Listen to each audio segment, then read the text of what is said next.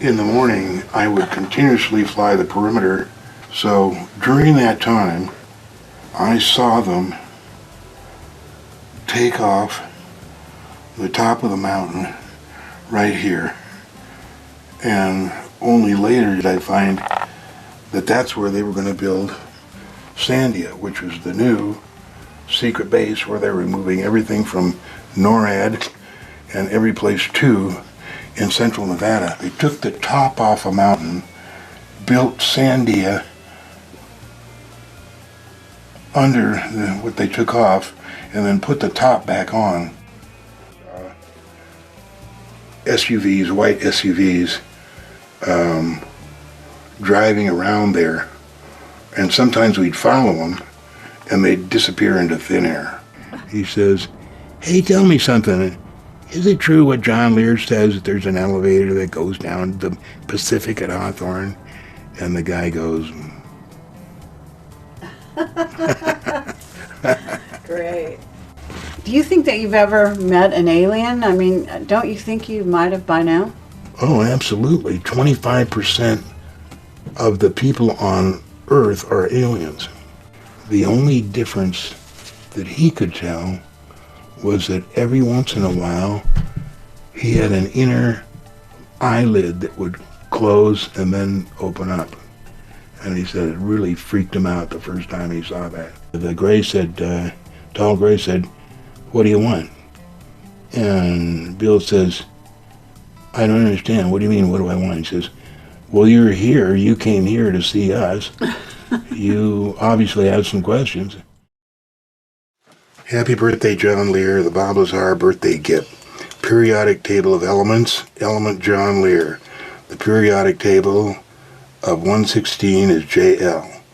It's a human solvent. The atomic mass is 256.89.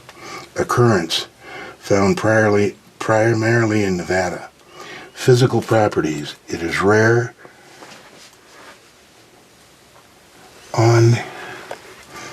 unstable element. It is best known for its remarkable ability to resist common sense and facts. Applied liberally, JL has been known to improve the quality of lawns. It is also known to absorb great quantities of expensive substances. It is one of the most money-reducing agents known to man. Prolonged exposure to this element can cause severe physical, mental, and financial damage. So he gave you that white mug that's in the picture there. So Yeah. that's what we need to be looking for here. I almost finished this wall, but it has all the really neat stuff that I came across. And one thing that I came across is I had a floppy, one that had the little floppy disk, that was a DEM digital, I think it's electronic measurement, but it's how they used to measure the elevation of the terrain, and they'd do it from an airplane or helicopter, and then later they were able to do it from satellite, and they got rid of these doing these things by helicopter and airplane. But this floppy was given to me, and one day fooling around with different parts of the floppy, in other words going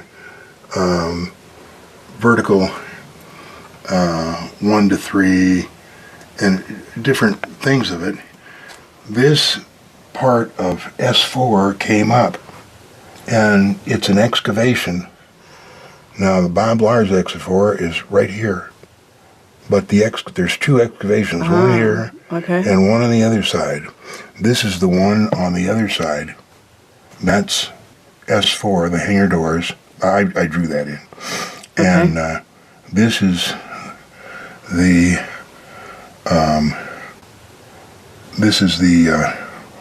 excavation. Right. And somewhere else, I'll find it, is this little white spot. Yeah. It's at the bottom of the excavation. and it looks like some kind of a flying vehicle. I don't know what it could be, but when I find it, I'll show it to you because it's so interesting and why it should be there and how I could have come up with that one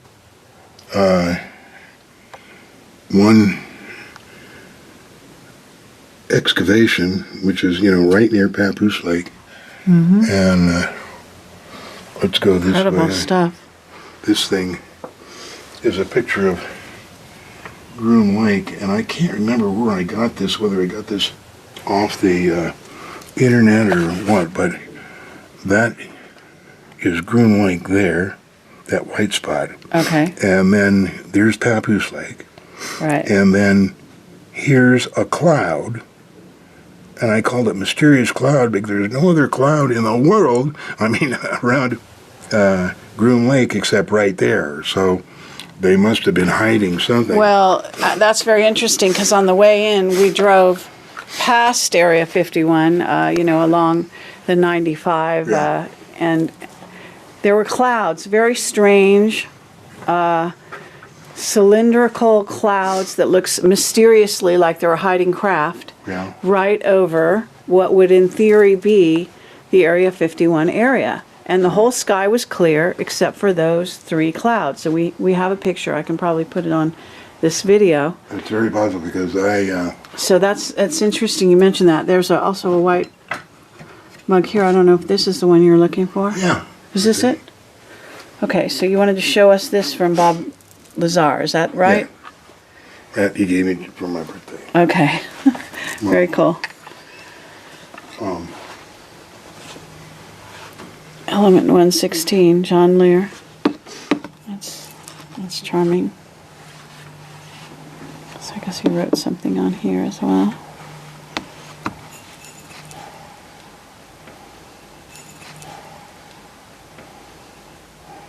Have you seen John Leonard Walson's the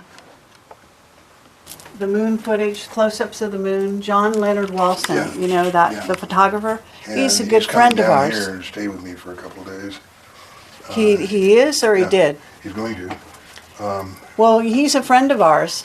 Oh, really? Yeah, He's going to fix my telescope because he's amazing. one day I woke up and it's just black, so I don't have any money to send it to Torrance where Celestron is, but he said, no problem, I'll fix it when I come down. And, Excellent. Well, I'm so happy to hear that you're in touch with him because he's but a he's taken great some guy. unbelievably good photos. Well, this is the Paiute Mesa here. Okay, between this is, I should have a magnifying glass. Right up here is the Tonopah Test Range, Right. and Groom Lake is right here. Oh, yeah? And this is the Paiute Mesa, All right. and this is where the new secret base is, and as they knew, it's 20 years old because when I was employed by the Nevada test site to fly the perimeter of where they would set off underground nuclear blasts, my job was in the morning I would continuously fly the perimeter and going up and down from ground level to 10,000 feet and giving the wind so that they were sure that if it vented by accident that they knew which way the bad stuff was going to blow. Oh, wow. So during that time, I saw them take off the top of the mountain right here. And only later did I find that that's where they were going to build Sandia, which was the new secret base where they were moving everything from NORAD and every place to in central Nevada. So, yeah, but could you say where 95 or Vegas are in relation to this? That's the cutoff off 95 where you drive up a little ways and they have the guard shack. And then that goes to the radar station up there.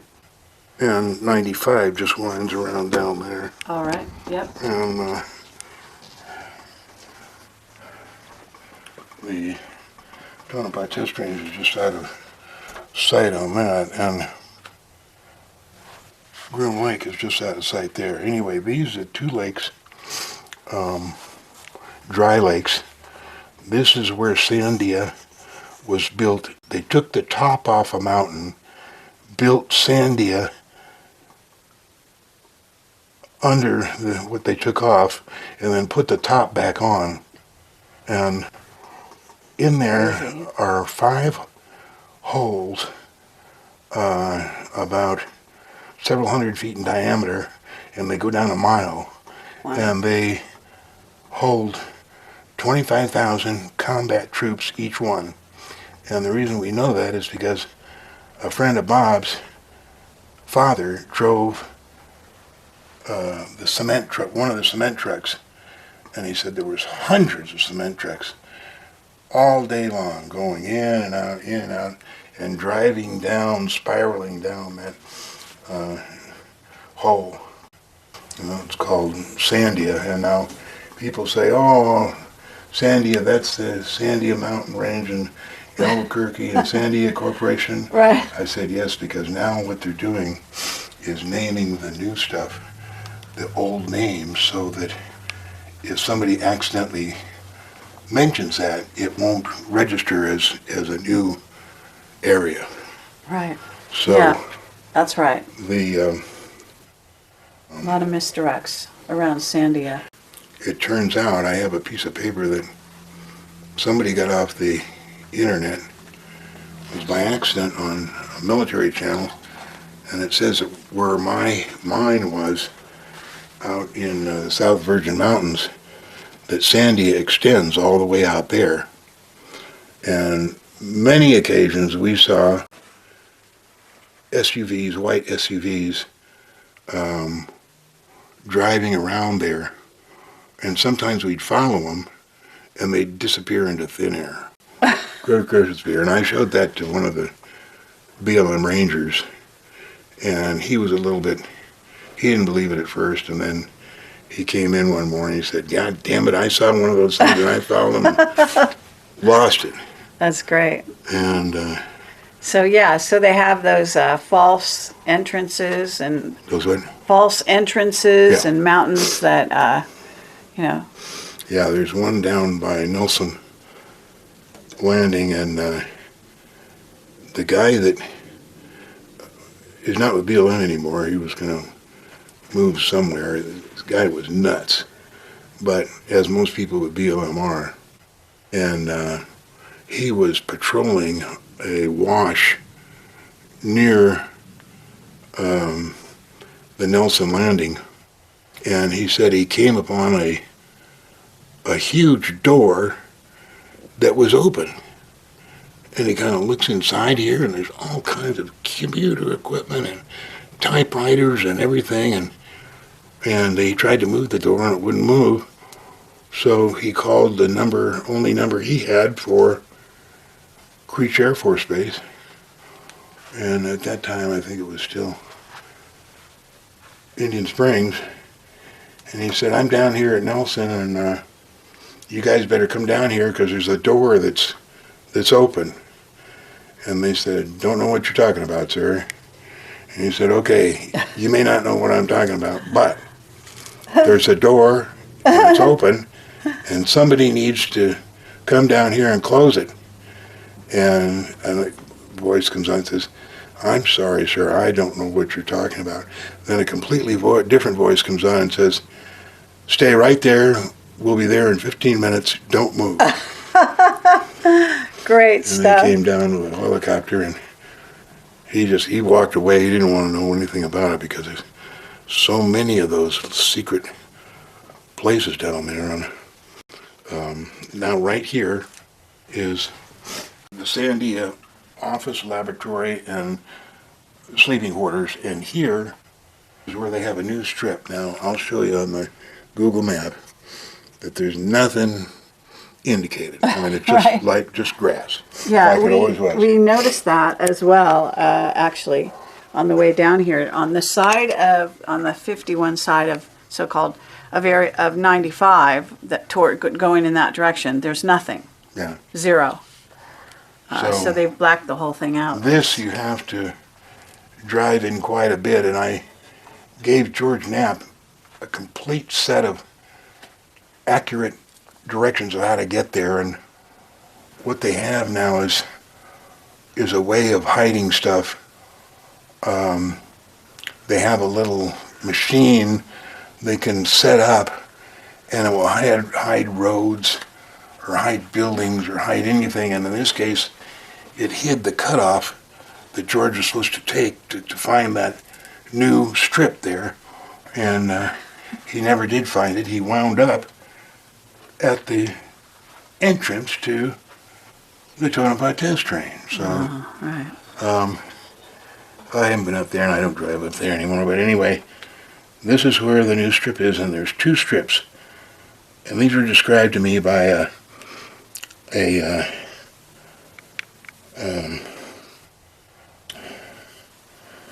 mine inspector who has to inspect cement mines or any kind of mine, and there's a cement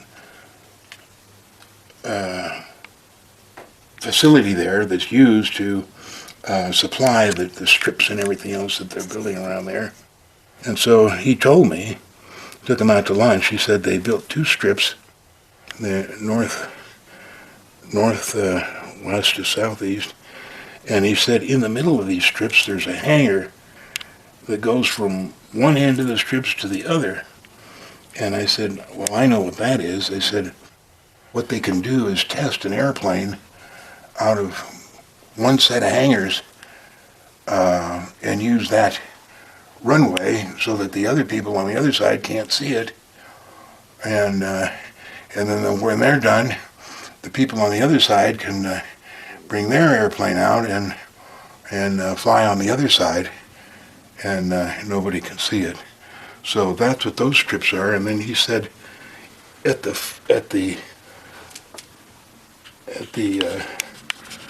the road comes around here to the other side of these strips, he said there's these little igloos. They're about 8 feet high. They're just like igloos, shaped like igloos, and there was 5 of them, and he said there's 2 armed guards in front of each one with their weapons at port arms like that. And he said there's 2 guard shacks, one when you get near the place, and then right after that is obvious the place where the sleeping quarters and stuff like that, and the other is when you get close enough that you're actually getting into the aircraft base itself. So let me find this. Igloos. That's really bizarre. Igloo. Don't know what the hell could be in there. Well, as we drove down the 95, you know, there is a place before you get to Vegas that does have this really weird little white, I don't know, huts kind of carved into a white basalt, kind of like... Yeah, that's it. You think that's it? Well, sounds like There was tons of them, though. I don't know about... They didn't have guards at this one, but this is some kind of natural land formation that I don't understand. It's just, it crops up over there. Have you heard about the high-speed maglev train that goes from Luxor to Sandia? From the Luxor? Yeah. Oh, right. Okay. Yeah, I thought I had, but why don't you go ahead and tell us more about it? Because that's actually great. Special Projects airplanes, 737s, park right across from the Luxor into the western side of the McCarran Airport, and that's where the 737s park. And they just built a brand new hangar facility. It looks cool. It looks space age. And so all they have to do, if somebody comes in from out of town and they're going to Sandia, all they have to do is get out of the airplane at the Sandia base, get on the moving walkway, and it takes you, first the escalator takes you down, and then the moving walkway takes you quite a ways to directly under the Luxor where their parking is. They get out of the walkway and they can go where the parking is, but also what there is a high-speed maglev train that can get to Groom Lake in 10 minutes. Great. And, Now, what's this? What is this a map of here? This? Yeah. Okay, we're showing, this is southern Nevada, and what I'm showing you first is, this is McCarran Airport in the Luxor. Right. And these dashed lines are the maglev tracks. And that goes from the Luxor to the Bellagio. And the reason they go to the Bellagio is the Bellagio has infinite underground parking for the 2,000 people that work at Sandia. I knew it. You know, this is so weird. Last night, I had a psychic impression. We went to the Luxor last night. Yeah. We were at the Bellagio earlier, and I said the two places I think that these maglev trains go out of, I was just thinking to myself, is Bellagio and Luxor. Right. Now the It's Bellagio, really bizarre. in 2004, and I have it on my computer, all of the stories in the Review Journal, but what happened is they were building another set of tracks that went from the Bellagio, not to Sandia, but to Groom Lake. Right. And what happened is the backhoe dug 25 feet deeper than it should have and hit the main power grid of the Bellagio and knocked it out for 3 days. Now, why this is so disastrous is, number one, casinos go to unbelievable lengths to be sure that no power is ever lost because it represents millions and millions of dollars to them. Sure. And not only that, but if it's knocked out, what do they do then? They can't tell Nevada Power because Nevada Power doesn't know anything about it. And nobody there has a clearance to know anything about it. And so it was a 3-day disaster, which was fun for those of us that knew it, because we knew that nobody could tell anybody anything. And it was kind of hilarious. So I collected all those, and I have them on my What year computer. was, when was 2004. that? 2004, so that's I'll quite make you a high. copy. I'll All make you a right. copy of one of them. But let me ask you. They're going to Groom Lake. My understanding is they can also go to Australia from there. Yeah. Yeah. They And Washington D.C. and probably the L.A. base. yeah, they have a transportation system that the Navy originally found out that went out of the submarine pens at San Diego. And when they found this thing, initially they didn't know what it was. They didn't build it. Humans built it. Somebody else built it. And it would take them any place in the world in, a half hour. Right. Australia included. So Yeah. that That's goes amazing. to Groom Lake. Now here's the place that I think is Coyote Wells. Ah. Here's Pioche. And this is out in the desert. Now, this is interesting because I have a friend that was chief pilot there for 20 years, and of course I would never presume on any of my friends that worked for special projects. But it was interesting because they went to a couple of secret places. One was this place, and a friend of mine got a job as a flight attendant just to find out where that was. And he worked with him for about 3 months, and he said that all he could tell from where he sat in the airplane is when they opened the door and they had what they call air stairs, that the stairs come out of the airplane. And so when they opened the door, he said it was just desert. And he said there was a small hill about 100 feet away from where the door opened. And he said he'd watch the passengers get out and they just walk behind this pile of sand and disappear. Mm-hmm. And that's where I think it was. Now, what thing is, I've driven up there, and there's security vehicles that only come out if you head towards that way. And so I think that's where one of them is. Now, the black airplanes, the Delta Wing airplanes, fly out of this place. Now, this is Wendover, used to be Air Force Base. Uh-huh. That's where they did all the speed runs, and Craig Breedlove did the speed runs, and that's Utah, and that's Nevada. Okay. And that's 44 miles south. Right. And that's where one of the Maglev trains go to. And, well, I mean, we heard from Pete Peterson a while back that, of course, there's tons of stuff in Utah that they set up, right? And also Idaho. So that they've moved up from Nevada into, Utah and into.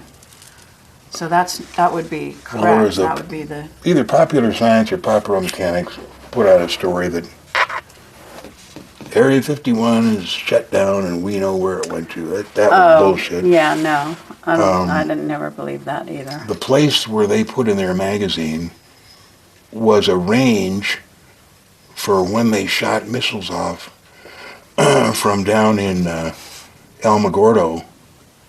It was just where the missiles landed. It wasn't where they located Area 51. And they're trying to keep all the secret stuff in Nevada down in that way. So I have, the way I first found out about this, a guy came here working on the electricity and putting up lamps, saw the maps and stuff. He said, he said, my deer tag a couple years ago was for that area right there. And he said he parked on this road right where it makes this curve right here. Uh-huh. And he said he parked there and hiked over that one mountain range. And he said he was going to go to hike over one more mountain range to get to that dry lake there. And he started seeing white SUVs. And he had spent his time in Vietnam in escape and evade. And he was able to manage to hide himself and not get caught. But he said, there's something there.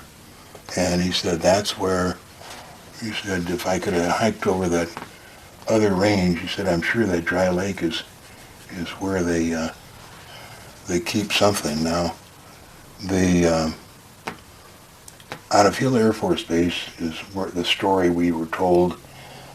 Security guard there one day was told, stay here for a couple minutes, we're going to show you something. And he said one of these black triangles came over, no sound, no nothing, slowly came over the field, and then pointed up and went out of sight. And pretty sure it came from there. Right, and so that is right on the border of Utah, correct? Yeah, it's right on the border, 44 miles south of Wendover Field. Mm-hmm. And then a friend of mine used to drive up to Utah every weekend, and he said that he would drive up 93 or 95, whatever it is, And he said just before you get to Ely, there's a long sloping uphill drive, and he said he would always rest there. He said because that was where he needed to get some rest, and he'd wake up, he'd go to sleep at 3 and wake up at 5 and continue his journey up to Utah. And he said the one time he parked right there before this long up road, and he said for some reason he woke up at 4 and he looked out the window, and way in the distance was what looked like a runway, except it had blue lights instead of white lights. And he said they never went out, he never saw anything land or take off, but he said it was right there before that road starts its climb. And that's the Ely airport there, so I believe that there may be something there.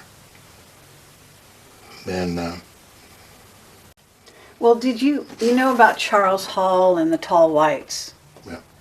And I've met Charles Hall, and he's a legitimate guy. He's really telling the truth, in my opinion.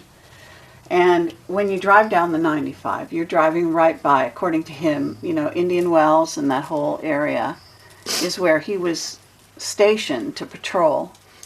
And it goes for quite a number of miles. And that was, I think, his home base was in the Indian Wells area. His home base was, Or the, I've got a, well, it's a military base. He had to report. his home base was Indian Springs. Right. And the place where he relocated, the government gave him the funds to build a hangar.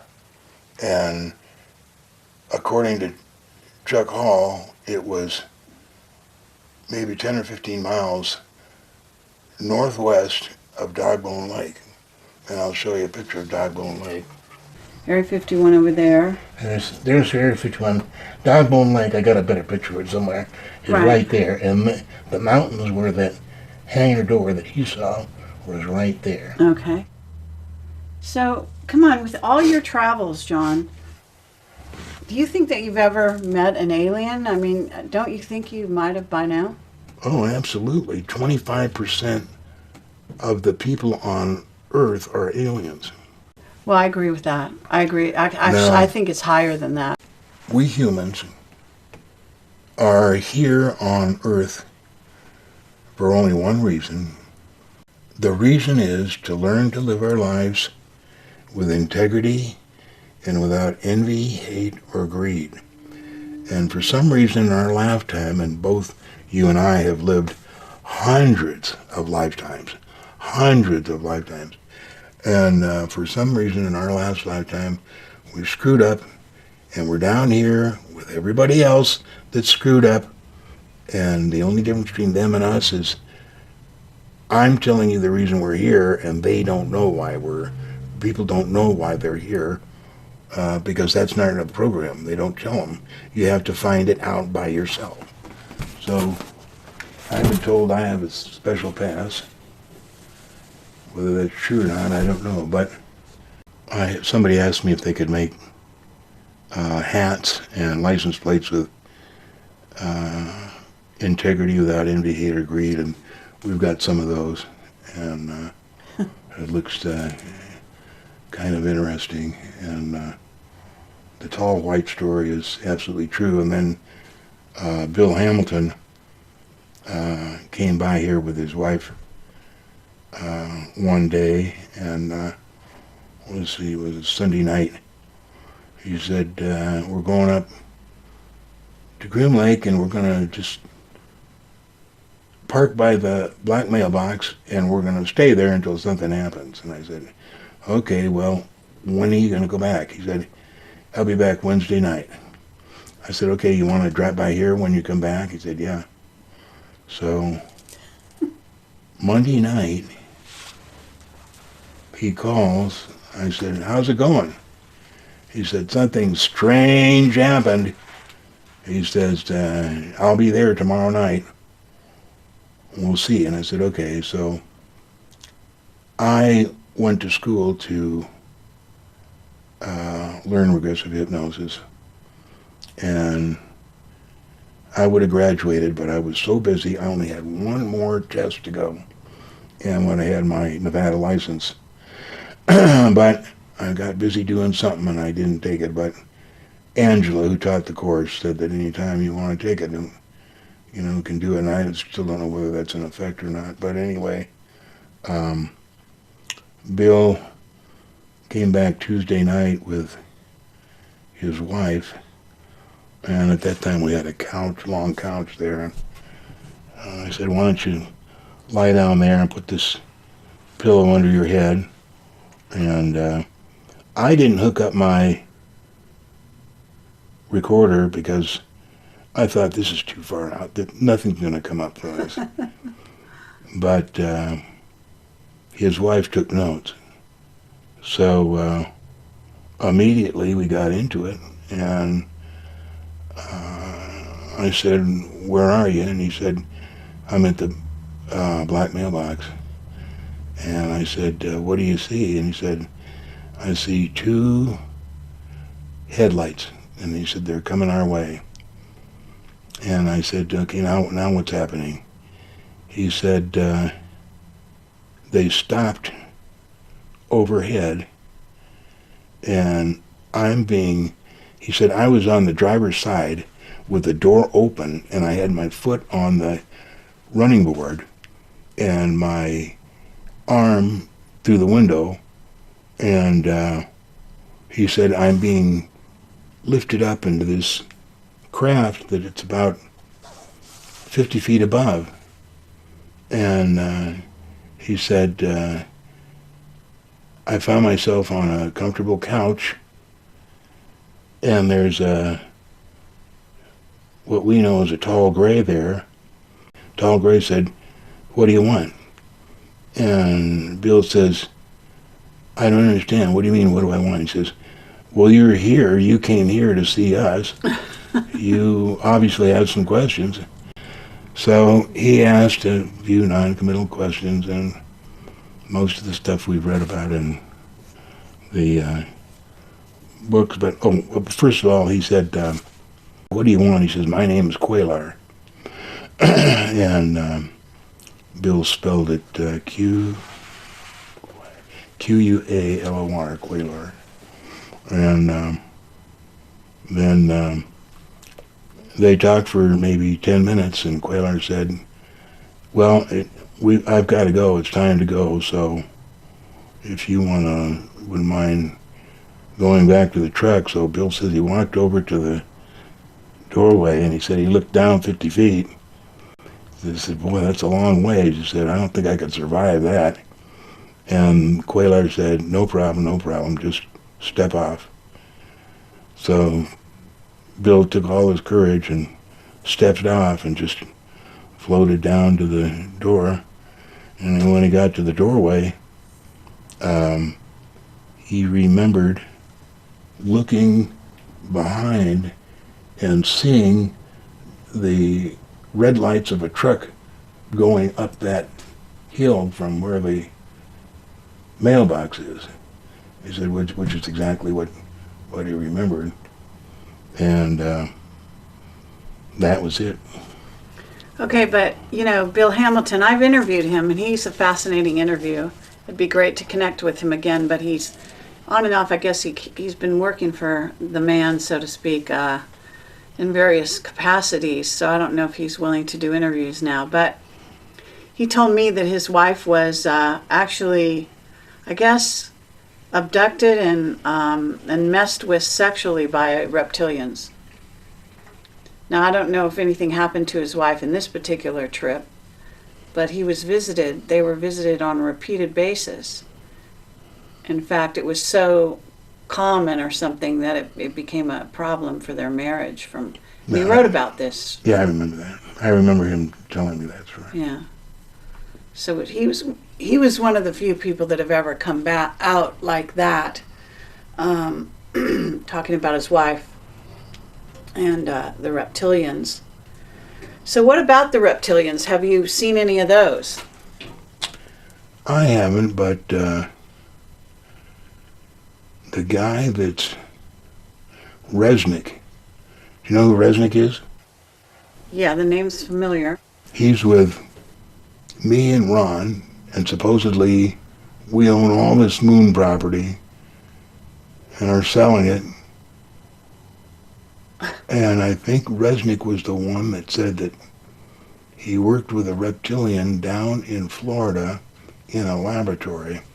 And he said the only difference that he could tell was that every once in a while he had an inner eyelid that would close and then open up.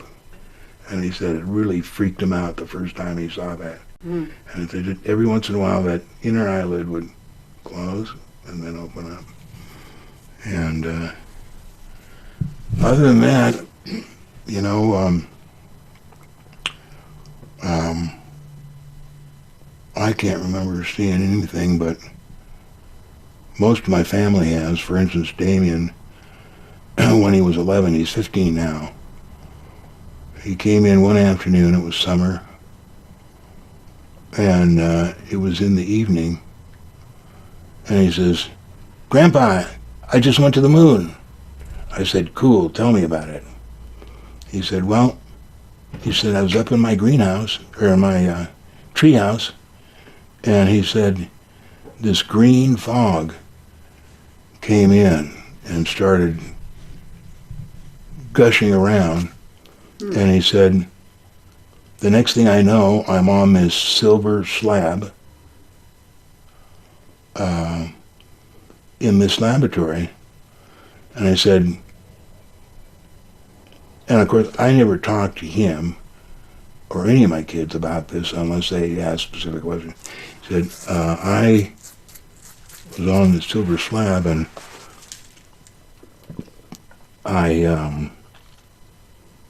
the doctor told me to be calm. And I said, "Were you frightened?" First of all, I said, "What'd the doctor look like?"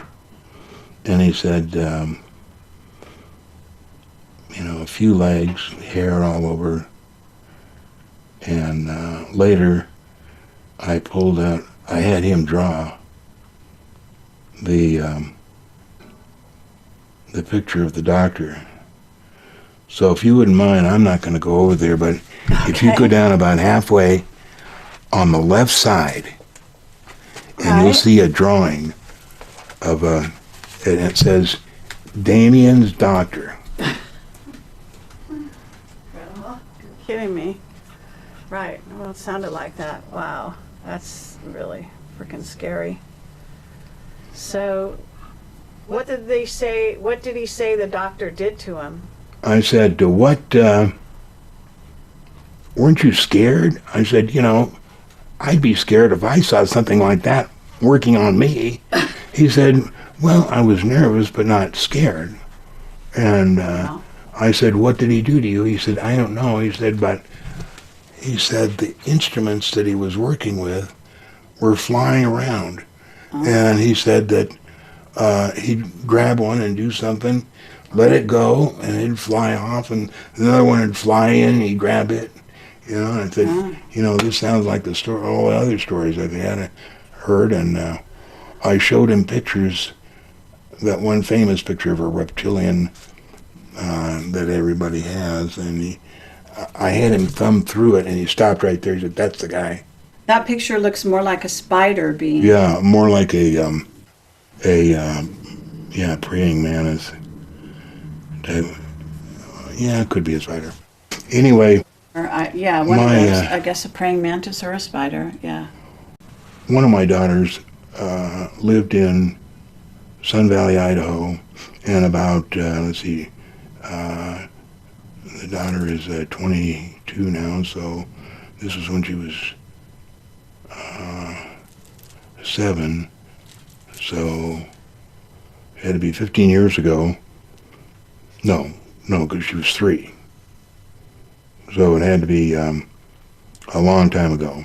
She always slept with her mother and slept in her mother's bed. And this one night, when she was 3 years old, they lived in Sun Valley in a house that was not surrounded by a bunch of houses, but, kind of by itself.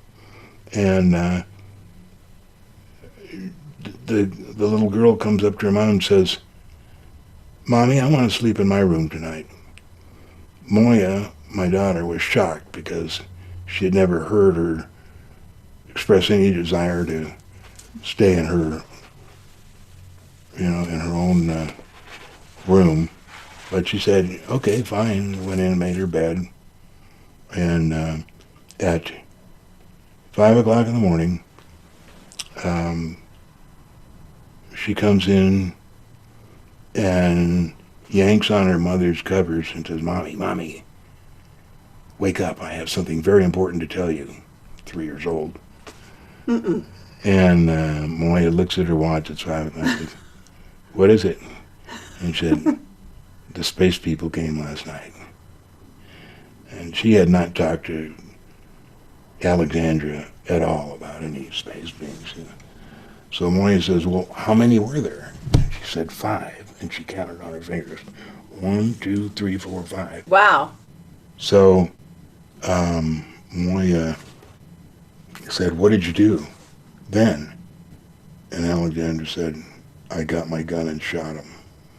Really? 3 years old. 3 years old. So, Wow.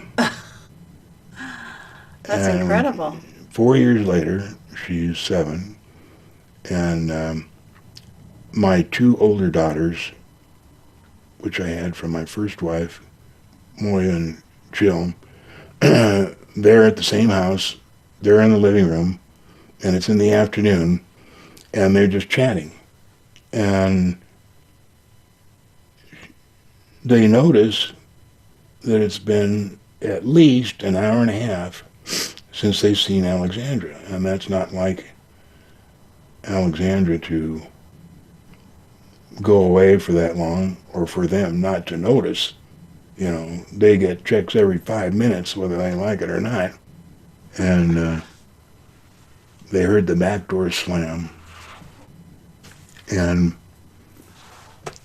here comes Alexandra, and she has her camping backpack on with the straps here, and she has swimming goggles around her eyes, and a what do they call the tube? Yeah, I don't know what they call it. The breathe air. Yeah, I get it. And she has a sheen, sweat across her forehead. And as they turn around and look at her, she's stomping towards the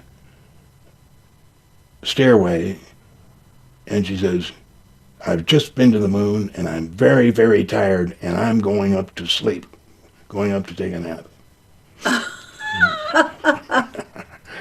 And when I talk to my daughters these days about it, they just say, "That was very weird, Dad, for her to say that. I'm going to take a nap. I've just been to the moon, I'm going to take a nap." Now, how old was that little girl? Was she still 3 at that 7, point? no, 7. 7. Then when she was 11,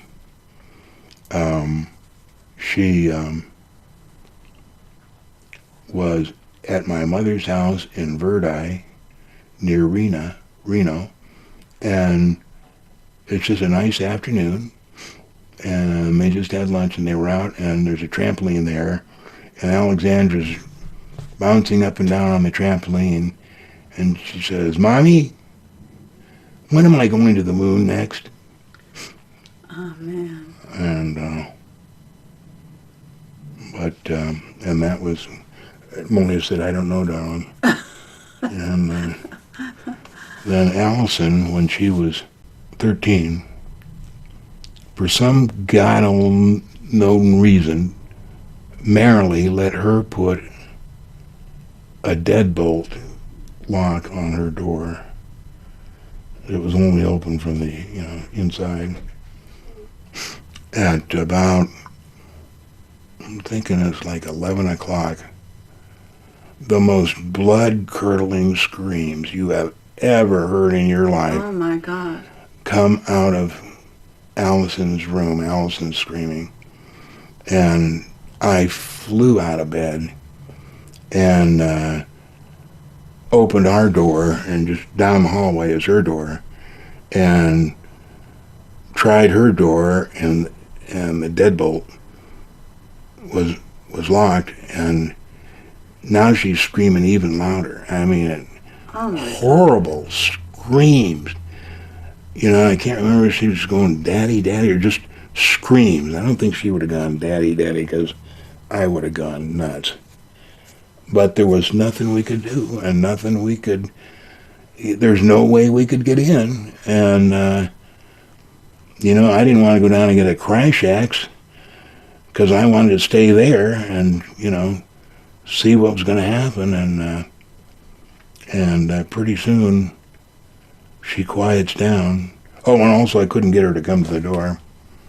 And pretty soon she quiets down, and we get her to come to the door and get her all calmed down. And what were you screaming at? And she said, a little man came out of my closet. And she described him, 3 or 4 feet tall. And to this day, if she comes, I'm going to have her describe it, because she'll never forget the clothes that he had on. They were plaid or something, but she'll never forget those for some reason. And got her all calmed down, and that was that. End of story. She No didn't more. explain that. I mean, sounds like he did something to her if she would scream so loud. The man? Mm-hmm. Could have, but I didn't want to ask. You didn't even ask? Wow. So she was fine otherwise. I mean, she just seemed normal after that? Yeah. Incredible. She talks about it. If you ask her about it these days, she talks normally about it. And she describes the clothes. How old is she now? 40. Oh, wow. Wait, she was born in 73, so 83, 93, That's 3, 47, 44. 40. God, she can't, 45? Is she that old? I bought this map 40 years ago, and when I first started to study the Navy underwater transits courses, I put out this map and I said, well, I'll be damned, the center is Monterey Bay, and I can show all the places it goes to.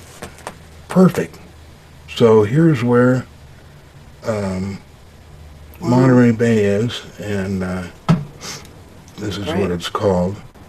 And this is... That's awesome.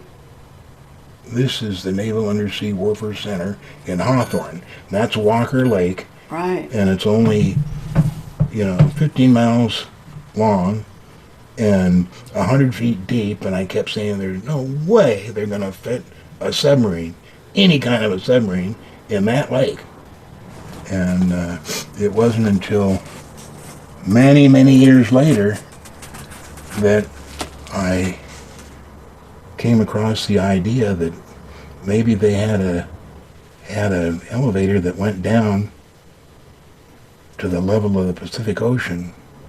And that's when I started reading. I got out the Branton books, and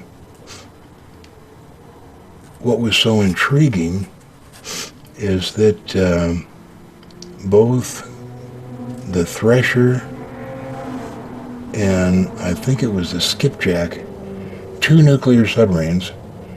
One was our first nuclear submarine, had been lost at sea, and one was lost near the Azores, and one was lost out in the Pacific Ocean.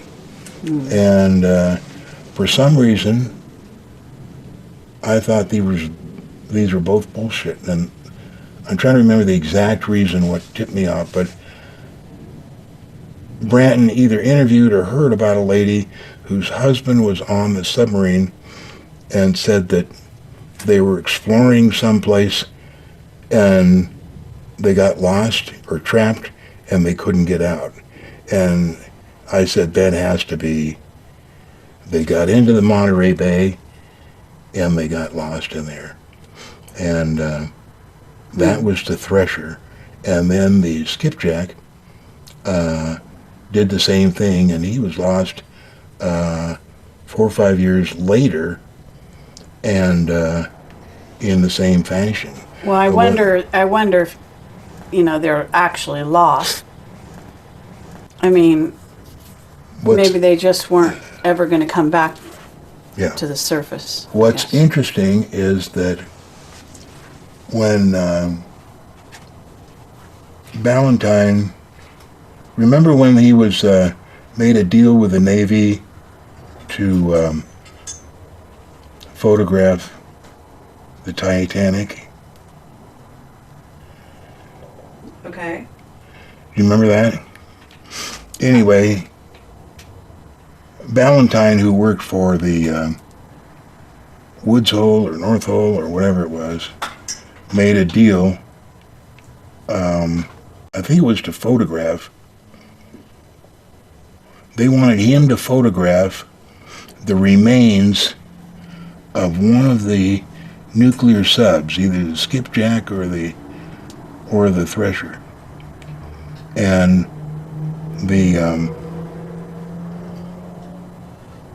what was interesting is the Navy had been on the Titanic 3 years before they told the public about it. And so when they said, we've just found the Titanic, they had already been on it 3 years. And somehow Ballantyne either knew that or... I don't understand what you mean. They've been on it for 3 years. Exploring it. They didn't want to tell the public about it. They wanted to get all the information and artifacts and stuff that they wanted before they told the public about it. Because they knew that once they told the public about it, everybody would be grabbing stuff. The Navy found it before anybody knew about it. I mean, before anybody found where it was. You don't remember the searches and all that stuff surrounding Titanic? No, I'm not an expert on that subject, but I do know that Michael Shrimpton said there was a lot of, obfuscation around the Titanic. I'd have to get into what he says about that in his book, and also I can ask him next time I talk to him. What happened was that the Navy found it first and didn't tell anybody for 3 years while they explored it and got all the information and artifacts that they wanted from it. And then they announced it to the public. I remember one thing he said. He said that it was sunk by the Germans or something. Titanic? Yeah. You're not thinking about the Lusitania? Nope.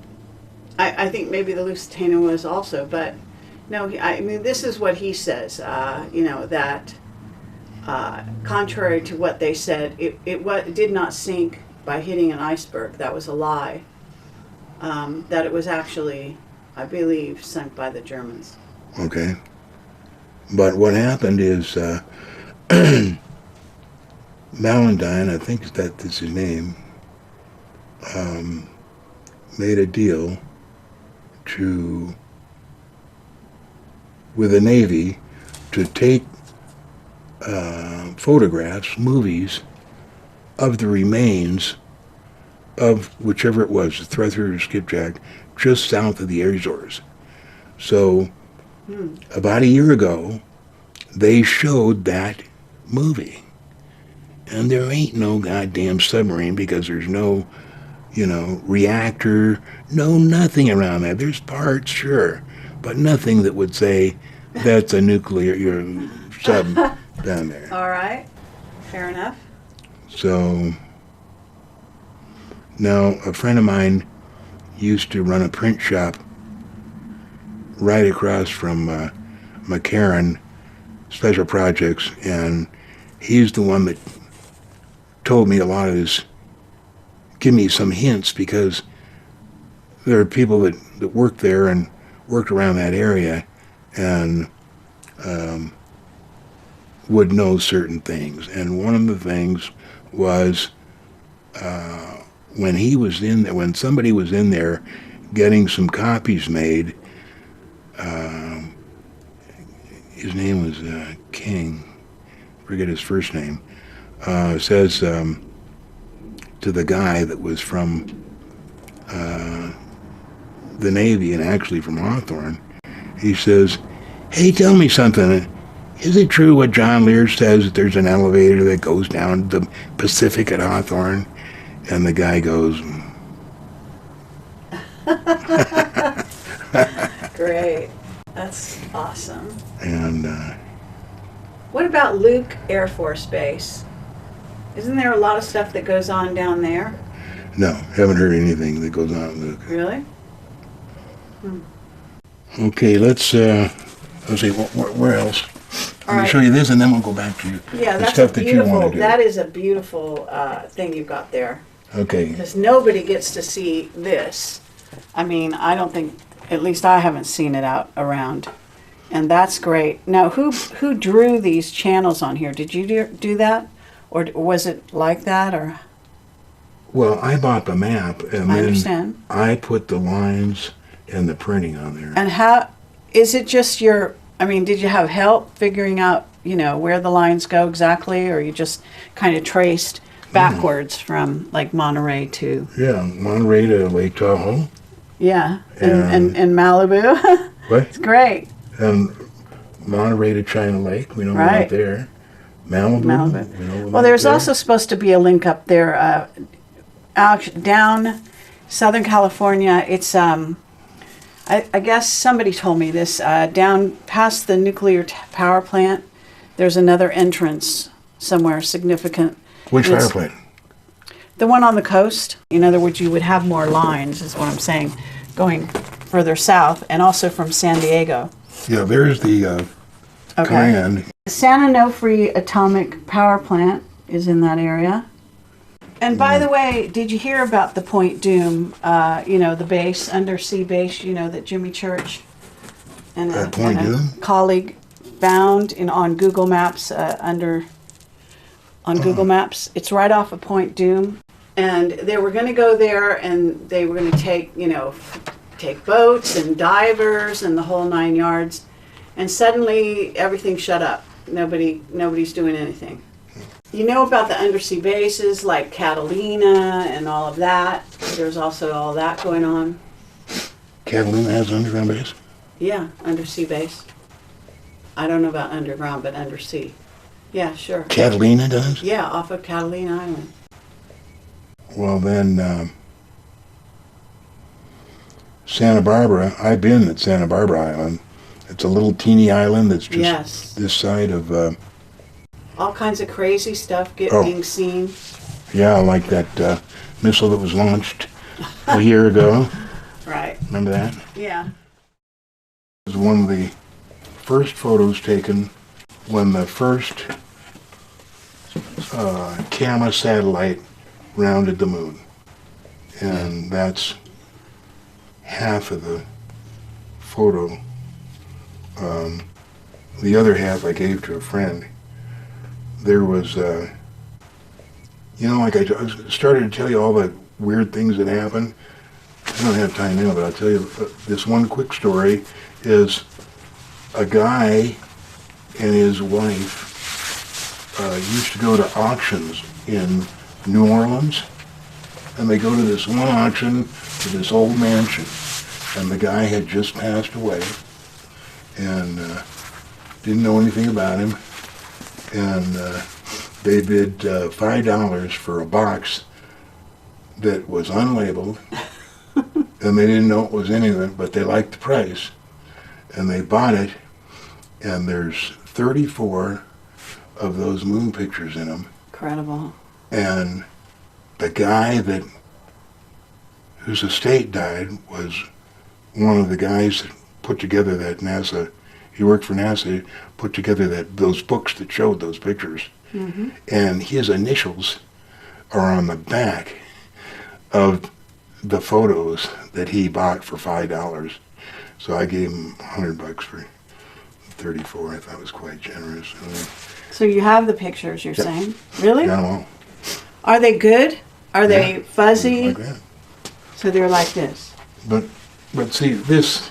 I wonder how this If you look- compares with, do you know the area of the moon? Because Yeah. what are those structures? These are all towns. I can show you exactly where this is because I did a lot of studies on those photos and this.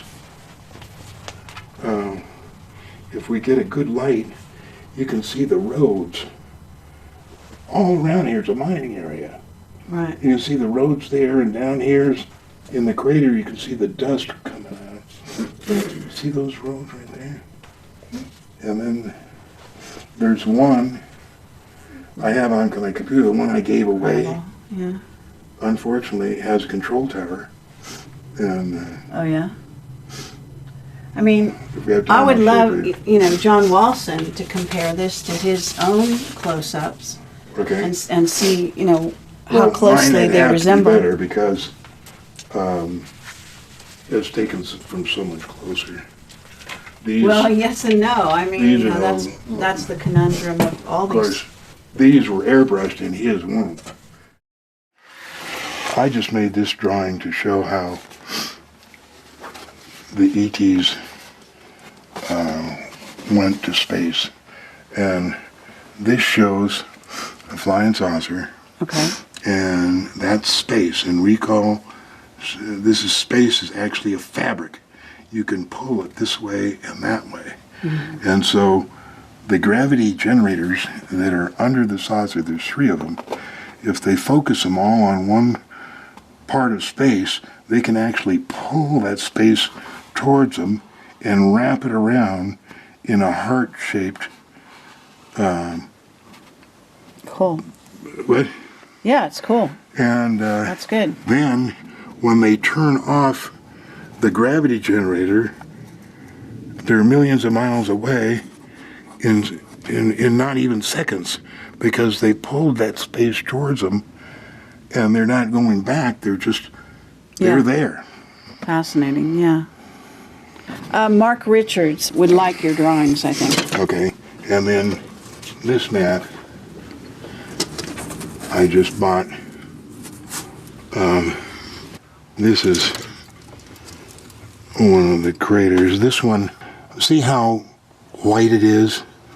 NASA's always told us that it's just a white sand, right? Yeah. This is a close-up of where the black triangles fly out of, and this is the bump in the road where the guy got out of his car and hiked over those mountains right there and was crossing that valley when he saw the SUVs, and the strip is right there. And the reason we know it's right there is because a guy, a friend of mine who was a 727 captain, was flying from Salt Lake to San Francisco on a daily basis and back and forth with a co-pilot who had worked there. And when they'd come this way, the co-pilot would say, "See those 2 peaks? It's right there. The strip's right there."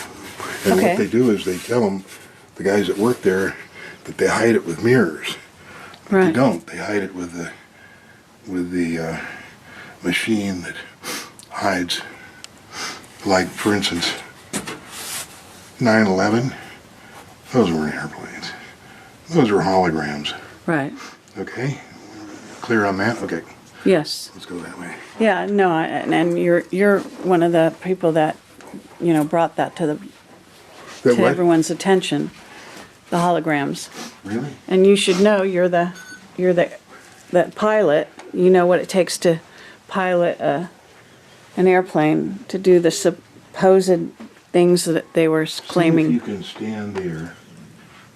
All right. And see that lower left-hand sand, pile of sand. A craft or some kind of spaceport or something. It's construction of some kind. I mean, it looks kind of like a parked saucer, I suppose. So what are you saying about that? Can you move that? Is that that's the bright thing that is in that crater? Yeah, that's what NASA calls the sand. Right. It's lit up, like from the inside. It's very bright, incredibly bright.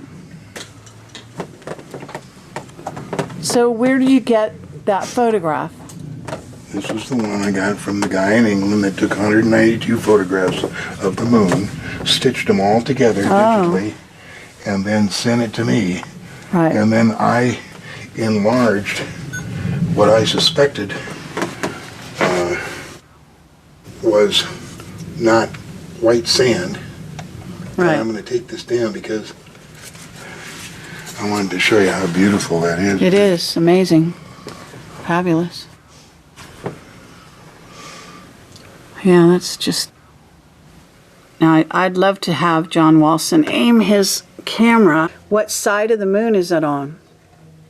The near side. You're going to look up at the sky and see it. If I had that telescope working, I could look and see it.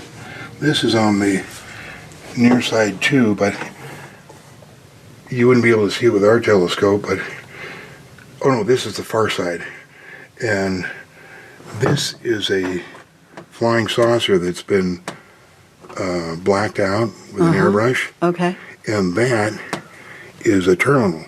Right. And you can see Terminal 1, Terminal 2, Terminal 3. Yeah. And you can see the gates come out there. Yep. Then you can see the going down there. And here you can see the control tower. You can see clearly the roof of that control tower, how it sticks over there. Right.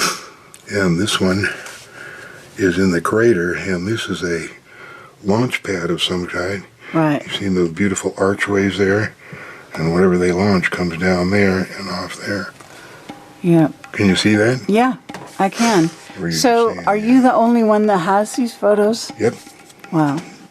I mean, I posted them, so other people are welcome too.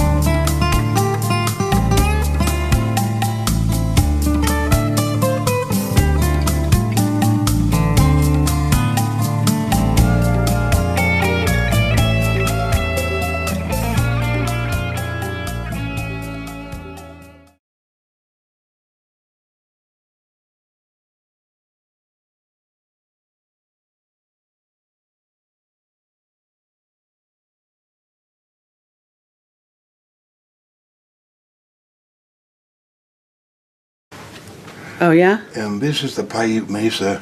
All right. And this is where the new secret base is. And I say new, it's 20 years old, because when I was employed by the Nevada test site to fly the perimeter of where they would set off underground nuclear blasts, my job was, in the morning, I would continuously fly the perimeter and going up and down from ground level to 10,000 feet and giving the wind, so that they were sure that if it vented by accident, that they knew which way the bad stuff was going to blow. Oh, wow. So during that time, I saw them take off the top of the mountain right here, and only later did I find that that's where they were going to build Sandia, which was the new secret base where they were moving everything from NORAD and every place to in central Nevada So, yeah, but could you say where 95 or Vegas are in relation to this? That's the cutoff off 95 where you drive up a little ways and they have the guard shack. And then that goes to the radar station up there. And 95 just winds around down there. All right, yep. And the Tonopah Test Range is just out of sight on that. And Groom Lake is just out of sight there. Anyway, these are two lakes, dry lakes. This is where Sandia was built. They took the top off a mountain, built Sandia under what they took off, and then put the top back on. And in there are 5 holes, about several hundred feet in diameter, and they go down a mile. Wow. And they hold 25,000 combat troops each one. And the reason we know that is because a friend of Bob's father drove the cement truck, one of the cement trucks, and he said there was hundreds of cement trucks all day long going in and out, and driving down, spiraling down that hole.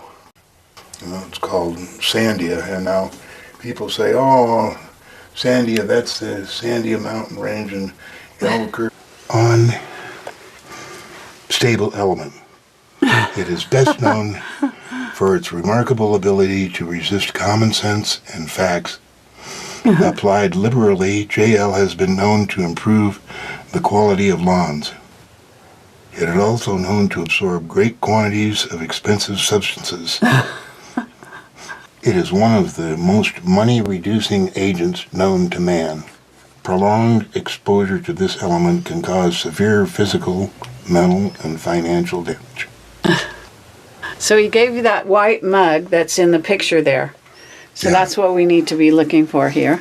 I almost finished this wall, but it has all the really neat stuff that I came across. And one thing that I came across is I had a floppy, when they had the little floppy disk, that was a DEM digital, I think it's electronic measurement, but it's how they used to measure the elevation of the terrain.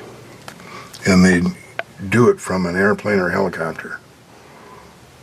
And then later they were able to do it from satellite, and they got rid of doing these things by helicopter and airplane. But this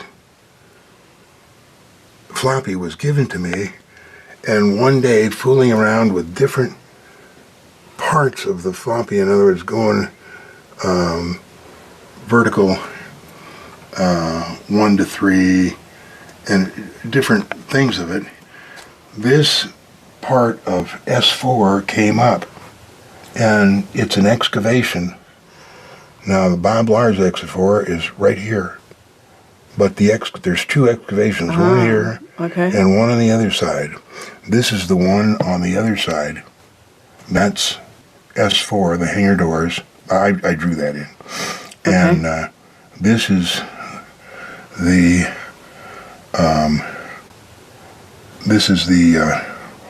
excavation. Right. And somewhere else, I'll find it, is this little white spot. Yeah. It's at the bottom of the excavation, and it looks like some kind of a flying vehicle. I don't know what it could be, but when I find it, I'll show it to you, because it's so interesting, and why it should be there, and how I could have come up with that one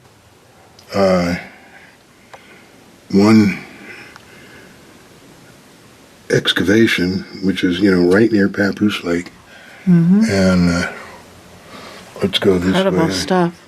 This thing is a picture of Groom Lake, and I can't remember where I got this, whether I got this off the internet or what, but that is Groom Lake there, that white spot. Okay. And then there's Papoose Lake. Right. And then here's a cloud, and I called it Mysterious Cloud because there's no other cloud in the world, around Groom Lake except right there. So they must have been hiding something. Well, that's very interesting because on the way in, we drove past Area 51, along the 95, Yeah. and there were clouds, very strange, cylindrical clouds that looks mysteriously like they were hiding craft Yeah. right over what would in theory be the Area 51 area. And the whole sky was clear except for those 3 clouds. So we have a picture. I can probably put it on this video. It's very possible because So that's interesting you mentioned that. There's also a white mug here. I don't know if this is the one you're looking for. yeah. Is this it? Okay, so you wanted to show us this from Bob Lazar, is that right? Yeah. That he gave me for my birthday. Okay. Very cool. Element 116, John Lear. That's charming. So I guess he wrote something on here as well.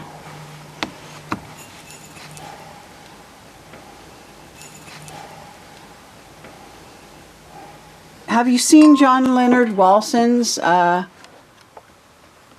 moon footage, close-ups of the moon? John Leonard Walson, Yeah. the photographer. And He's a good friend of coming down ours. here and stay with me for a couple of days. He is, or he Yeah. did? He's going to. Well, he's a friend of ours. Oh, really? Yeah, He's going to fix my telescope because he's amazing. one day I woke up and it's just black, so I don't have any money to send it to Torrance where Celestron is, but he said, no problem, I'll fix it when I come down. And, Excellent. Well, I'm so happy to hear that you're in touch with him because he's but a he's taken great some guy. unbelievably good photos. Well, this is a Paiute Mesa here. Okay, this is, I should have a magnifying glass. Right up here is the Tonopah test range, Right. and Groom Lake is right here. Turkey and Sandia Corporation. Right. I said yes because now what they're doing is naming the new stuff, the old names, so that if somebody accidentally mentions that, it won't register as a new area. Right. So Yeah, that's right. the A lot of misdirects around Sandia. it turns out I have a piece of paper that somebody got off the internet. It was by accident on a military channel, and it says that where my mine was out in the South Virgin Mountains, that Sandia extends all the way out there. And many occasions we saw SUVs, white SUVs, driving around there, and sometimes we'd follow them and they'd disappear into thin air. And I showed that to one of the BLM Rangers, and he was he didn't believe it at first, and then he came in one morning and said, God damn it, I saw one of those things and I followed them and lost it. That's great. And So they have those false entrances and those what? false entrances Yeah. and mountains that, Yeah, there's one down by Nelson Landing, and the guy that is not with BLM anymore, he was going to move somewhere. This guy was nuts, but as most people with BLM are, and he was patrolling a wash near the Nelson Landing, and he said he came upon a huge door that was open, and he kind of looks inside here, and there's all kinds of computer equipment and typewriters and everything, and he tried to move the door and it wouldn't move, so he called the only number he had for Creech Air Force Base, and at that time I think it was still Indian Springs, And he said, I'm down here at Nelson, and you guys better come down here because there's a door that's open. And they said, don't know what you're talking about, sir. And he said, okay, you may not know what I'm talking about, but there's a door and it's open, and somebody needs to come down here and close it. And a voice comes on and says, I'm sorry, sir, I don't know what you're talking about.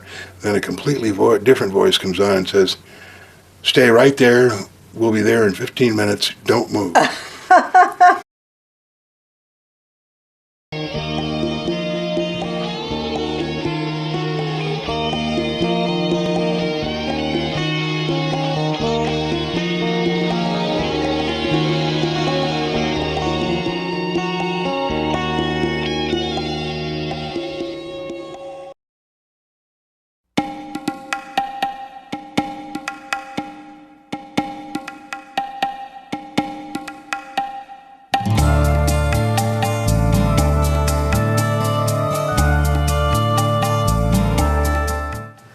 In the morning, I would continuously fly the perimeter, so during that time, I saw them take off the top of the mountain right here, and only later did I find that that's where they were going to build Sandia, which was the new secret base where they were moving everything from NORAD and every place to in central Nevada. They took the top off a mountain, built Sandia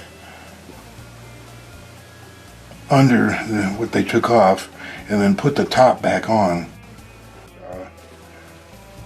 SUVs, white SUVs, driving around there, and sometimes we'd follow them and they'd disappear into thin air. He says, hey, tell me something. Is it true what John Lear says, that there's an elevator that goes down the Pacific at Hawthorne? And the guy goes, Great. Do you think that you've ever met an alien? I mean, don't you think you might have by now? oh, absolutely. 25% of the people on Earth are aliens. The only difference that he could tell was that every once in a while he had an inner eyelid that would close and then open up. And he said it really freaked him out the first time he saw that. The gray said, tall gray said, what do you want? And Bill says, I don't understand. What do you mean, what do I want? He says, well, you're here. You came here to see us. You obviously have some questions. Happy birthday, John Lear, the Bob Lazar birthday gift. Periodic table of elements, element John Lear. The periodic table of 116 is JL. It's a human solvent. The atomic mass is 256.89. Occurrence, found primarily in Nevada. Physical properties, it is rare,